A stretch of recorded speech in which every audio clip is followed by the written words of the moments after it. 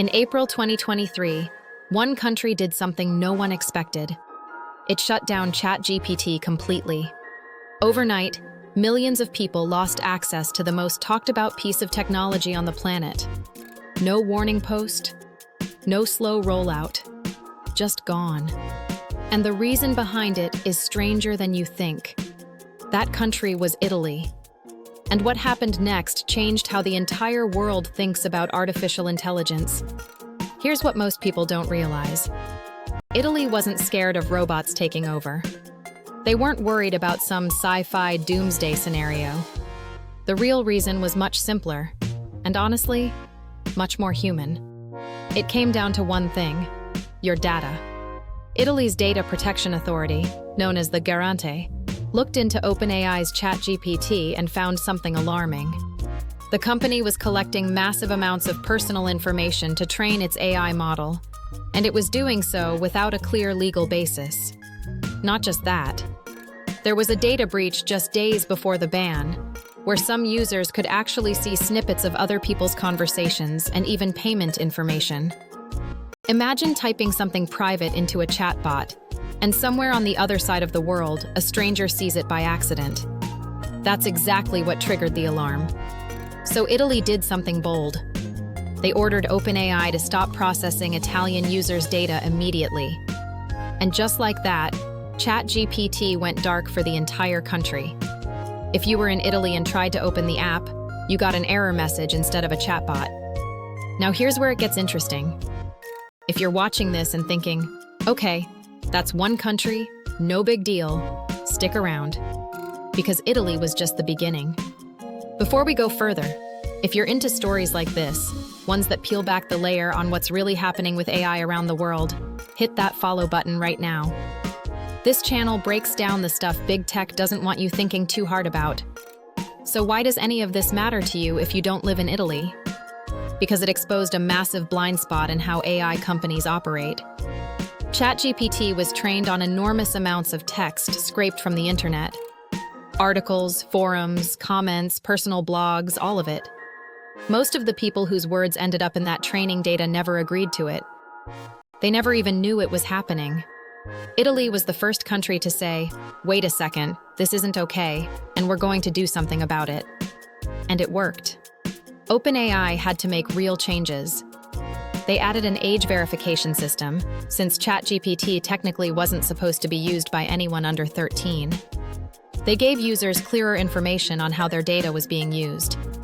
They gave people in Europe the right to opt out of having their data used for training. And they published a page explaining their privacy practices in plain language, not buried in 50 pages of legal text nobody reads. About a month later, Italy lifted the ban. But the message had already been sent around the world.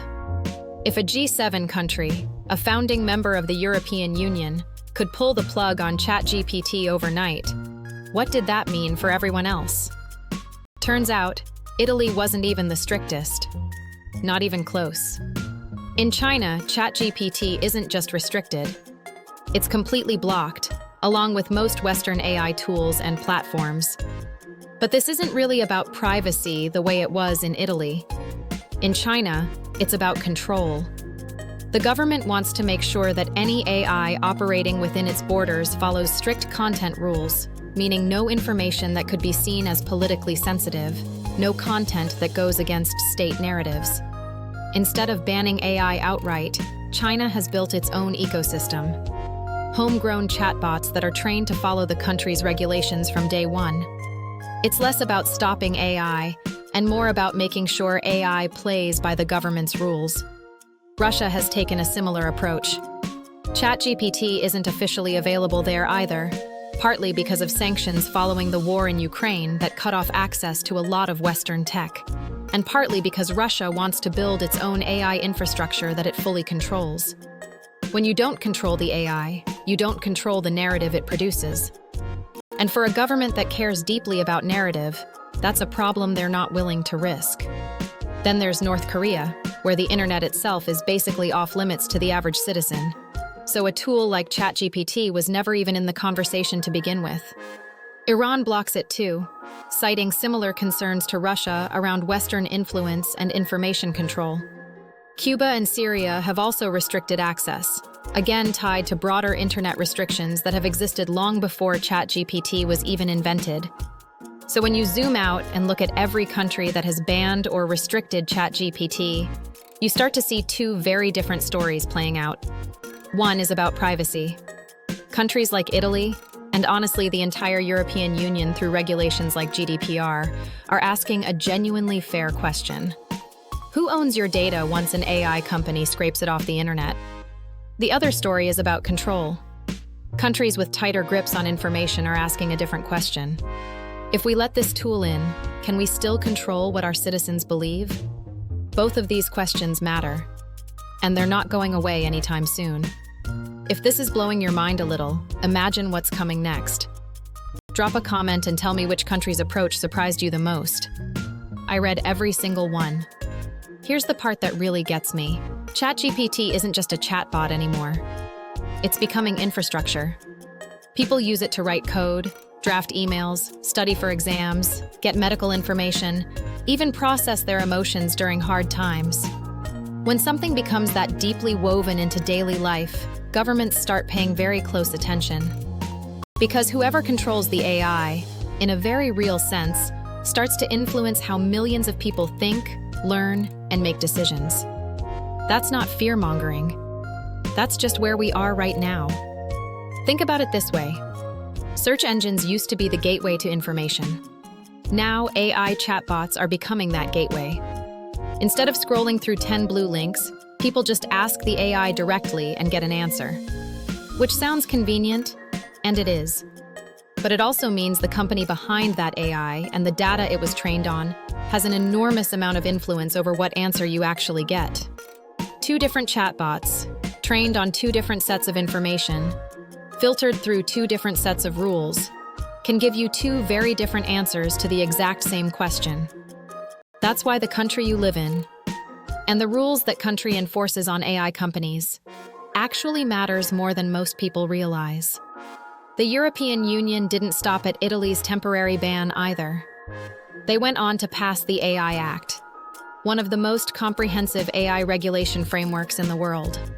It categorizes AI systems by risk level, from minimal risk all the way up to systems considered so dangerous they're banned outright, like certain types of social scoring systems or manipulative AI designed to exploit vulnerabilities in people. Companies that violate the AI Act can face fines running into tens of millions of euros, or a percentage of their global revenue, whichever is higher. That's not a slap on the wrist. That's a serious financial deterrent. Meanwhile, in the United States, regulation has moved much slower. There's no single federal law governing AI the way the EU has one. Instead, it's a patchwork of state-level rules, executive orders, and voluntary commitments from AI companies themselves. Which means, depending on where you live, your protections around how AI uses your data can look completely different. This is genuinely one of the biggest questions of our decade. Not just can AI think, but who gets to decide how it behaves, what it's allowed to say, and what it does with the information you give it. If you've made it this far, you clearly care about understanding what's actually happening with AI, not just the hype. So do me a favor and subscribe. I'm covering stories like this regularly, the ones connecting the dots between technology, power, and the countries shaping how AI gets used around the world. Let's bring this back to Italy for a second, because there's a twist worth mentioning. After the ban was lifted, Italy didn't just walk away quietly. The Garante later fined OpenAI 15 million euros for the way it had handled user data before the ban. Even after ChatGPT came back online, there were still consequences for what had already happened. That sends a pretty clear message to every AI company out there. You don't get to launch first and ask permission later. Not anymore, at least not in places paying close attention. And Italy wasn't alone in scrutinizing OpenAI. Regulators in Canada, France, Germany, and Spain opened their own investigations around the same time, all asking similar questions about data collection and consent. It became this ripple effect, one country's decision pushing others to take a harder look at tools they'd been letting operate with almost no oversight. So where does this leave things now? AI isn't slowing down. If anything, it's accelerating faster than most people can keep up with.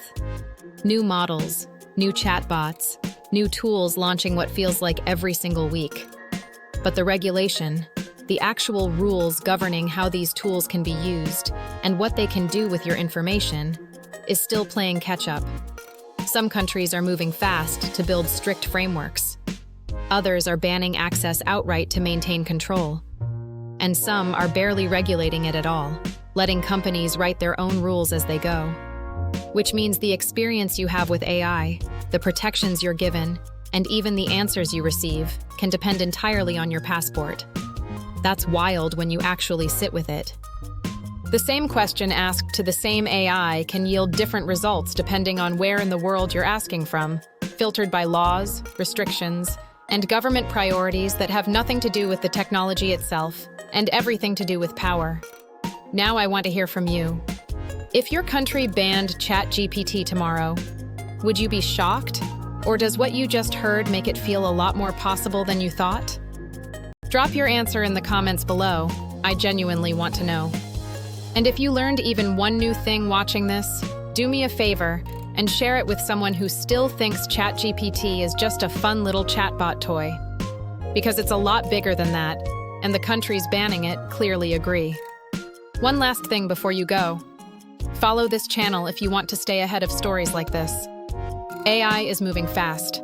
The rules around it are moving even faster in some places, and barely at all in others.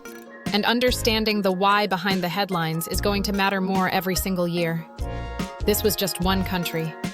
There are dozens more with their own reasons, their own restrictions, and their own stakes in how this technology unfolds. I'll be covering those next. Thanks for watching.